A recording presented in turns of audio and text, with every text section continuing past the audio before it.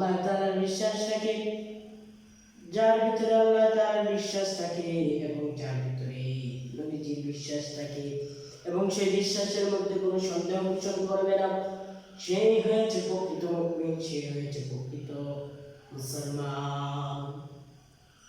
ও আমার মুসলমান ভাইরা,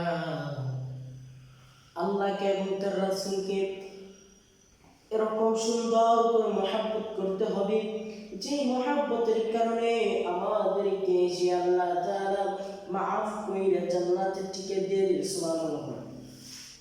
কিন্তু সেই মাফটা যে করতে হবে, সে আল্লাহ তাআলাকে যে খুশি করতে হবে, সে আল্লাহ রাব্বুল আলামিনকে খুশি করাইলে তার মতো কইরা তার ইবাদত করতে হবে। কোনো মাজারের মধ্যে গিয়ে সিজদা দেওয়া যাবে না। আজকে আমাদের দেশের অবস্থা হয়ে গেছে এরকম, যারা নাকি মাজারে গিয়ে সিজদা দেয়, আমাদের দেশের মধ্যে মাজার পূজারীর কোনো অভাব নাই।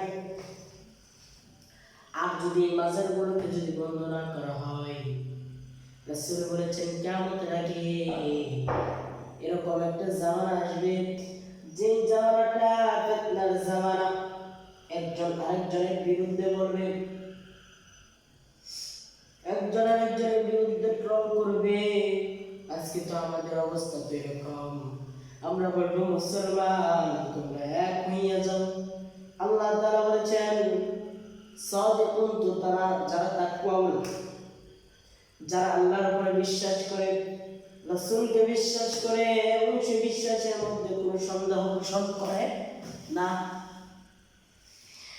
এবং আল্লাহ তাআলাকে এবং তার রাসূলকে সাহাবায়ে কেরাম রাদিয়াল্লাহু তাআলা আনহুম তারা এত সুন্দর করে বিশ্বাস করতেন যে তাদের বিশ্বাসের জন্য আল্লাহ তাআলা তাদেরকে জান্নাতের টিকিট দিয়ে দিয়েছে। আওয়াজ করে কথা বলুন সুবহানাল্লাহ।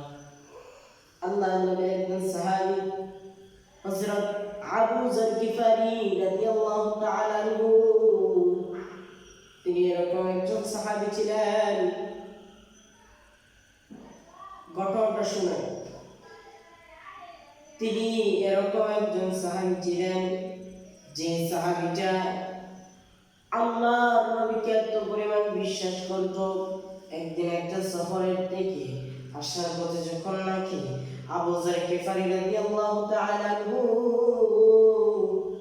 উটের মধ্যে ছিল, উটের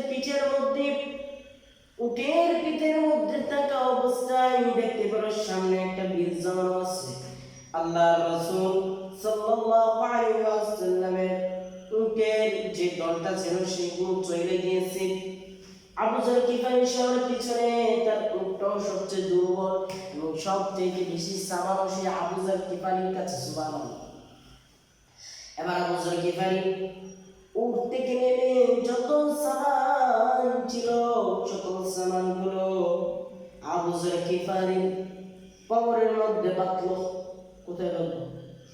আবু যর গিফারি কবরের মধ্যে সকল সামান বাঁধার পরে সে আবু যর গিফারি এই মরুভূমির পথ ধরে হাঁটা আরম্ভ করছে। যখন নাকি আবু যর গিফারি মরুভূমির পথ ধরে হাঁটা আরম্ভ করছে, আবু যর গিফারি হাঁটতে হাঁটতে যাওয়ার সময় সাহাবায়ে কেরাম বলে, হুজুর আবু যর গিফারি তো আসছে না। এরপর একজন সাহাবী ঘরে ঘরে, নবীজি এই যে মরুভূমির বালুগুলো উড়াইয়া একজন মানুষ আসতেছে, সে কে? আবার কি জন্য সে মরুভূমির বালু দিয়ে আসতেছে? এরপর নবীজি উত্তর দিলেন, এটা হয়েছে আমার আবু যর গিফারি, যে সামনে দিন থাকার জন্য মুক্তিকে নামায়া অন্যান্য সামানগুলোকে হাতের মধ্যে নিয়া এরপরে আবু যর গিফারি মরুভূমির পথ ধরে হাঁটতে হাঁটতে চলে এসেছে। এরপরে আল্লাহর নবী বললেন, এ আবু যর গিফারি যে দলের মধ্যে আছে, যে একটি জামাতের মধ্যে, জামাতের সবাই যখন চলে যাবে তার মধ্যে একজন থাকবে যার মৃত্যু হবে মরুভূমিতে। তার কাছে কোনো কাফন কেনার টাকা থাকবে না। সে তার মৃত্যুর পরে কয়েকজন লোক আসবে, আসার পরে বলবে, এ আবু যার গিফারির যত কাফন লাগে এই কাপড়ের টাকা আমরা দেব। যেরকম সুবহানাল্লাহ। আমার ভাইরা, আল্লাহর নবী কথাটা বললেন যখন নাকি নবীজি মৃত্যুবরণ করলেন। এরপরে কয়েক জামানার পরে হযরত আবু যার গিফারি তার শরীরটা খুবই অসুস্থ, বাড়ি থেকে তার বিবিকে নিয়ে তার বাচ্চাকে নিয়ে মরুভূমির মধ্যে আসলেন। সে মৃত্যুর সাথে লড়াই করতেছে। মৃত্যু তার সামনে চলে এসেছে। হযরত আবু যার গিফারি আল্লাহর নবীর সাহাবী যখন নাকি মৃত্যুর সাথে লড়ালড়ি করলো, এরপরে নবীজি সাহাবীর দিকে উত্তর দিয়ে বলে, হে সাহাবী আবু যার গিফারি রে, আপনার জন্য যে কাপড় কিনবো তার টাকাটাও কিন্তু আমাদের কাছে নাই। এরপর আবু যার গিফারি বললেন, কাপড় কিনা লাগবে না, কারণ নবীজি বলেছিলেন আমি যে জামাতের মধ্যে ছিলাম তার মধ্যে কেউ বেছে নেই। নবীজি বলেছিলেন আবু যার এরকম একজন সাহাবী আছে যে সাহাবীটা মরবে একা, হাসরে উঠবে একা, জান্নাতে যাবে একা। আল্লাহ। আমার জামাতে যে লোক ছিল তারা কেউ বেছে নেই, তার মানে সেই লোকটা হয়েছে সুবহানাল্লাহ। আবু যার গিফারি আবার বললেন, ও আমার বিবি, তোমার কোনো চিন্তা করার কোনো দরকার নাই। আমার জন্য কাফন দেওয়ার জন্য, কবর করার জন্য দুইটা লোক আসবে। যে দুইটা লোককে আল্লাহর নবী নির্দিষ্ট করে দিয়েছিলেন, এই দুইটা লোক এসে আমি আবু যার কবর দিবে। এরপরে আবু যার গিফারি রাদিয়াল্লাহু তাআলা আনহু আবু যার গিফারি রাদিয়াল্লাহু তাআলা আনহু বিবি দেখলেন কোনো মানুষ পাওয়া যায় কিনা। এরপরে দেখলেন মানুষ হাইটা আসতেছে।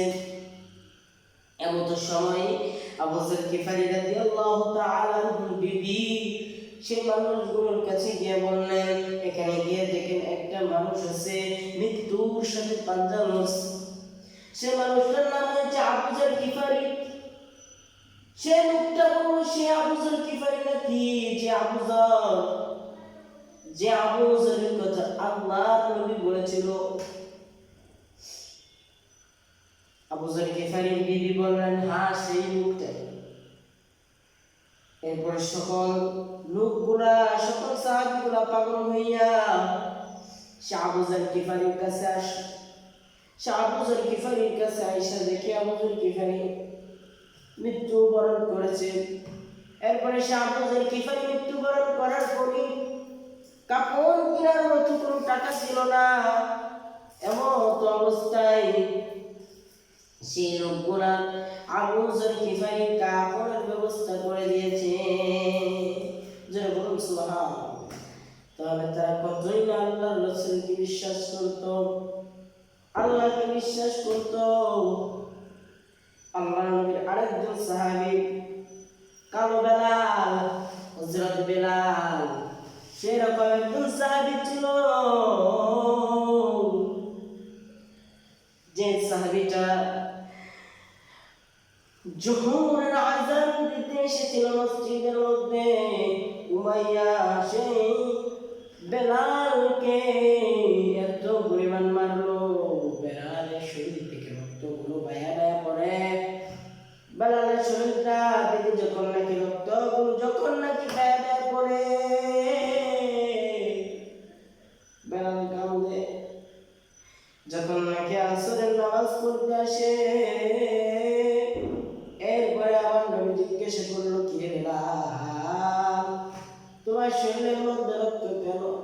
নবীজিকে বেলাল বললো কাঁদতে কাঁদতে, নবী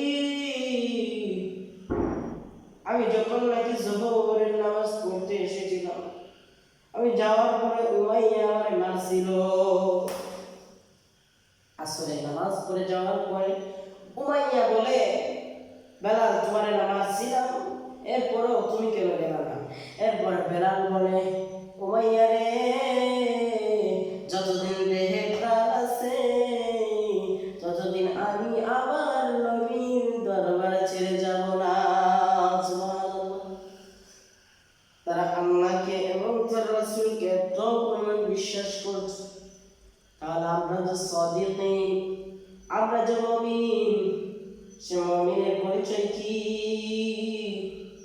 আমরা হয়েছি মুমিন, মুমিনের পরিচয় হয়েছে নামাজ, ইবাদত বন্দেগী।